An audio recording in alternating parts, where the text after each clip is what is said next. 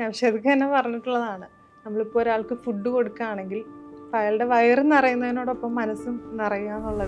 ഒരു പപ്പടം കിട്ടാത്തതിന്റെ പേരിൽ കല്യാണം മുടങ്ങിപ്പോയ നാടാണ് നമ്മുടെ. അത്രയ്ക്ക് സെൻസിറ്റീവായ ഒരു ഏരിയയിലാണ് താങ്കൾ ഇറങ്ങിയത്. അവിടുത്തെ ചലഞ്ചസ് എന്തൊക്കെയാണ്?